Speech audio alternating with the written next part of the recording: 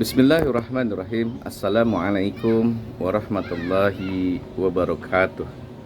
Alhamdulillah wa syukurillah ala ni'amillah. La hawla wa la quwwata illa billah. Allahumma salli ala Sayyidina Muhammad wa ala ali Sayyidina Muhammad. Kembali bersama Dr. Yudi Wahyudin, dosen Fakultas Pertanian Universitas Juanda. Saat ini kembali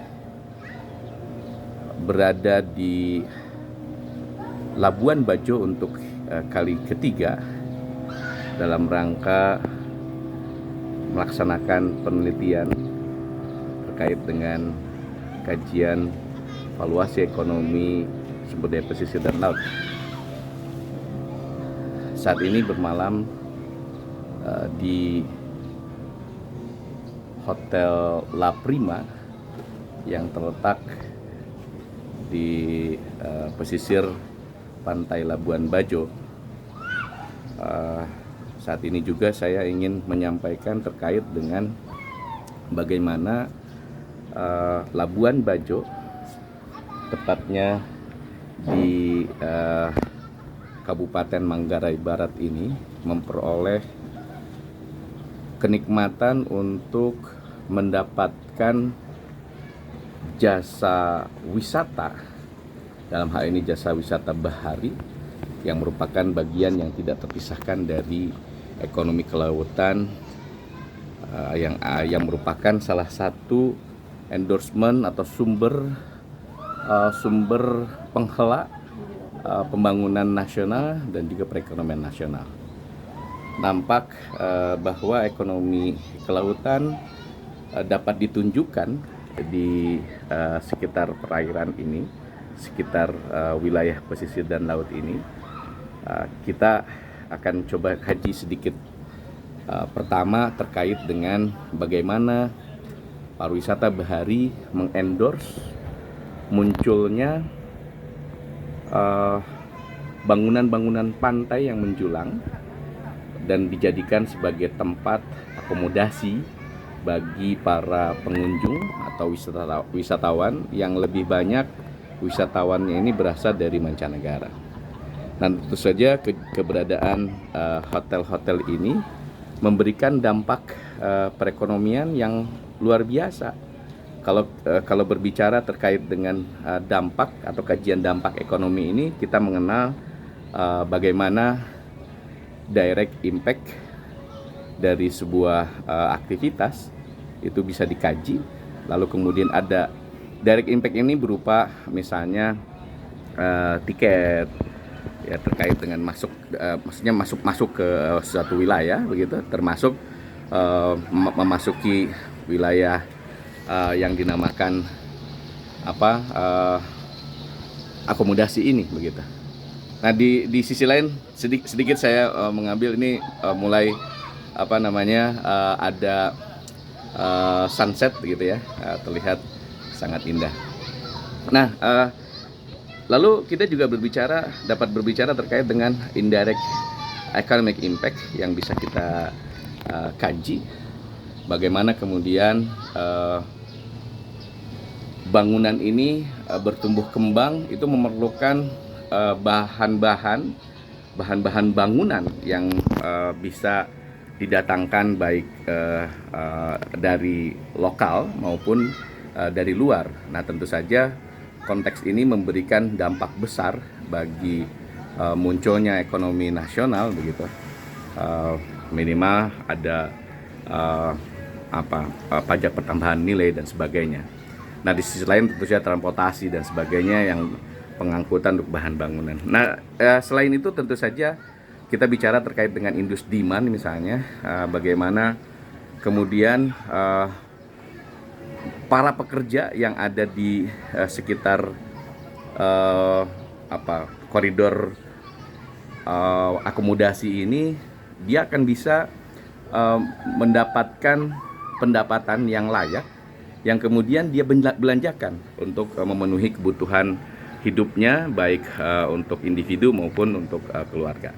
Itu sebagian kecil bagaimana kita mencoba untuk melakukan upaya estimasi terkait dengan kajian dampak wisata bahari, wabil khusus dalam penyediaan hotel.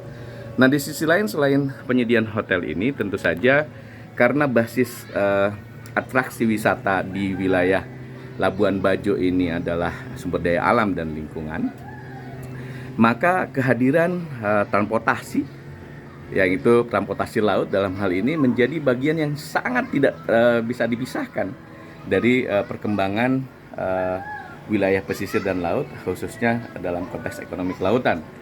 Bagaimana kemudian proses sewa menyewa alat transportasi ini untuk bisa menyambungkan keinginan dari para pengunjung untuk sampai kepada lokasi-lokasi yang memang merupakan daerah tujuan, seperti misalnya Pulau Rinca atau Pulau Komodo sendiri ya, terus Pulau Padar misalnya, yang memang merupakan pulau-pulau atau daerah-daerah tujuan wisata.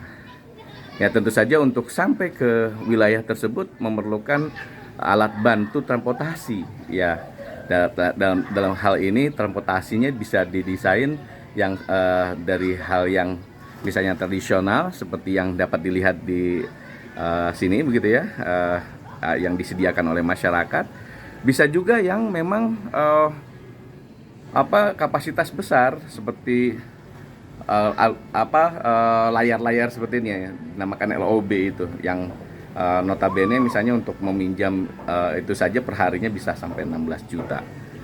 Nah, selain ini tentu saja selain transportasi laut, ada yang lain begitu yang bisa kemudian disiapkan oleh para provider penyedia wisata dalam penyediaan alat-alat yang memang dibutuhkan sebagai sarana atau perlengkapan yang diperlukan oleh mereka untuk melakukan kegiatan diving misalnya, atau kegiatan snorkeling. Begitu luar biasanya sebetulnya perkembangan ekonomi kelautan ini yang dimotori dengan adanya kehadiran pariwisata bahari begini.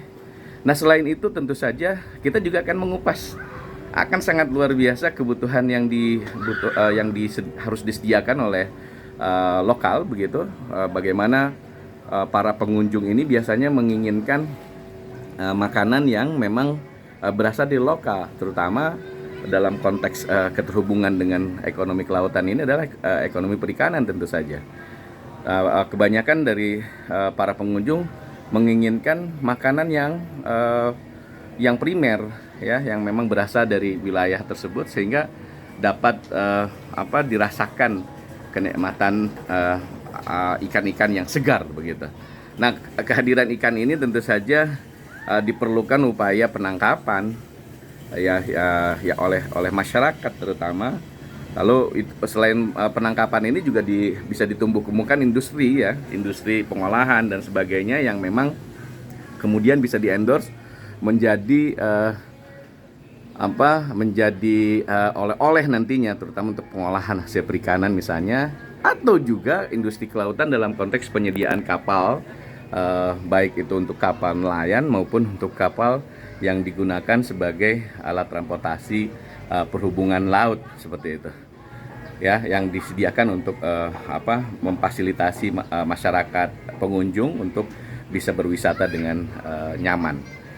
Nah, sebagian yang lain tentu saja berkaitan dengan bagaimana kemudian kebutuhan BBM diperlukan sehingga mengendorse munculnya kebutuhan penyediaannya ya, terutama dalam konteks ini ESDM laut tentu saja yang diperlukan ya, dalam bentuk refining ya, BBM yang bisa digunakan oleh nelayan setempat atau wilayah masyarakat setempat, atau juga masyarakat yang dari luar untuk bisa memanfaatkan kendaraannya untuk bisa bermobilisasi.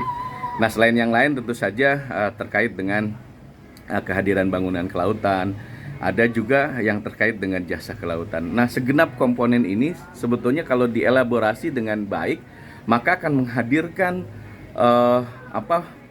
menghadirkan peluang potensi ekonomi kelautan yang begitu besar Sehingga wajar saja kemudian jika kita mengendorse diri untuk menjadi negara maritim poros dunia, ya. Cuman memang ada beberapa hal yang harus disiapkan. Oleh karena itu penting kepada pemimpin masa depan untuk juga harus memperhatikan konteks yang terkait dengan ekonomi kelautan ini sebagai sumber perekonomian nasional yang harus ditubuh kembangkan untuk bisa menjadi barometer pembangunan dan juga barometer perekonomian nasional. Sedikit itu saja yang bisa disampaikan terkait dengan kalau bisa dibilang kuliah singkat ekonomi kelautan yang langsung dilaporkan dari tempat sebuah tempat yang memang terkenal baik di lokal maupun di dunia sebagai yang oleh UNESCO itu disebut sebagai the heritage, ya, karena di sini ada hewan besar bernama komodo. Maka tempat ini juga lebih banyak dikenal dengan Pulau Komodo gitu, daerah Komodo. Demikian yang bisa disampaikan. Wallahu yaqulu haq wa huwa yahdi sabil. Wassalamualaikum warahmatullahi wabarakatuh.